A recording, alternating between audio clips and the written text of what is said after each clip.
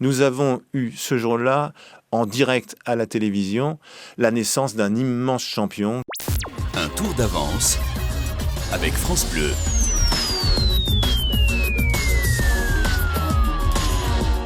C'est à la fin du mois de mars où nous nous sommes dit ça ne va pas passer, il faut qu'on déplace le tour. Si nous voulons que le tour existe, il faut déplacer les dates. Nous avions aussi l'obsession de travailler tout en nous taisant, c'est-à-dire de faire le boulot parce qu'on trouvait indécent, incongru, mais même indécent, qu'on puisse parler de sport fin mars et début avril. En revanche, évidemment que nous avons travaillé et dès qu'il a fallu donner de nouvelles dates, elles étaient prêtes. Tous les élus sollicités ont dit oui pour le changement de date. J'ai en mémoire l'arrivée d'étape à Orsières-Merlette en 1971. Orsières-Merlette dans les Hautes-Alpes où le Tour fera étape cette année, au mois de septembre. Et puis Pralou, quand Bernard Thévenet fait tomber l'idole Eddy Merckx en 1975 sur la route de Pralou, puis par-delà l'Izoard avant d'aller gagner le Tour. 525 victoires professionnelles, c'est le palmarès d'Eddy Merckx. Mais cela dit peu par rapport aux émotions qu'Eddy a pu nous procurer.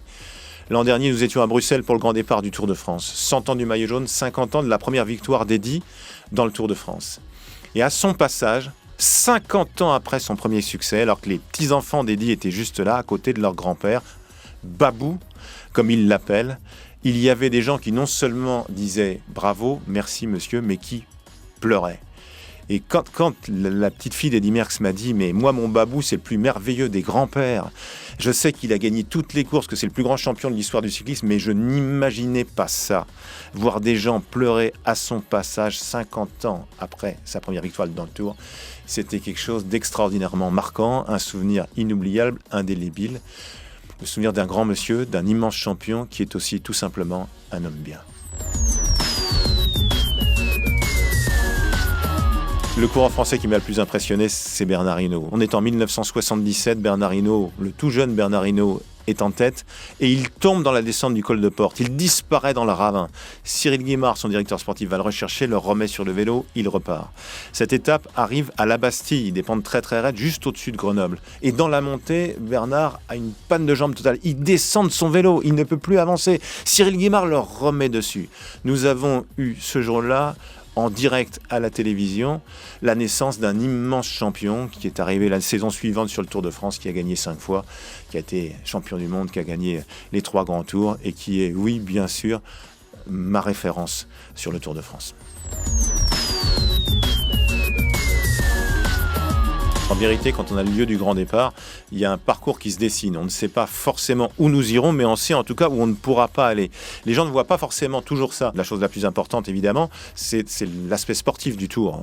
On raisonne d'abord avec des étapes de montagne, arriver en haut, arriver après le franchissement du dernier col, des étapes de plaine, des contre-la-montre. Il y a aussi l'aspect esthétique qui est essentiel parce que le Tour, c'est la plus grande course cycliste au monde, mais c'est bien plus que ça. C'est de l'histoire, c'est de la géographie, c'est de la culture, c'est de la découverte ou de la redécouverte grâce à la prise de vue dominante du Tour, qui est la prise de vue d'hélicoptère, où on voit dans notre beau pays des paysages magnifiques. Quand j'ai quitté le journalisme et que j'ai signé mon contrat avec Amaury Sport Organisation, le Tour de France, j'ai dit à ma femme, je viens de signer un contrat avec le cholestérol, les triglycérides et les gamma-GT. Je ne savais pas à quel point cela allait être vrai. Nous sommes magnifiquement accueillis partout où nous allons. Le Tour de France, c'est la France des territoires, c'est la France des terroirs, c'est la France du savoir-faire, c'est la France de la bonne chère aussi. Quand les élus vous accueillent, ils sont heureux de voir arriver chez eux le Tour de France.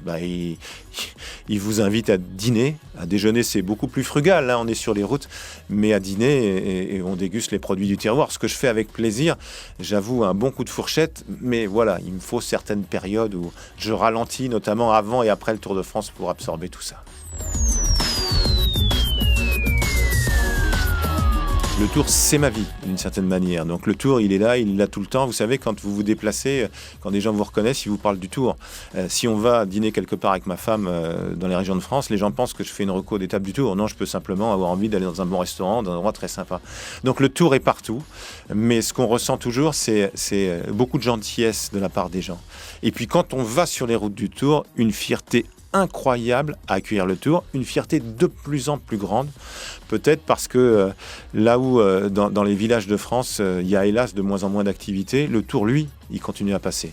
L'une de mes fiertés, c'est qu'au-delà de l'aspect sportif du Tour, au-delà de son aspect esthétique, le Tour de France, ce sont des très grandes villes.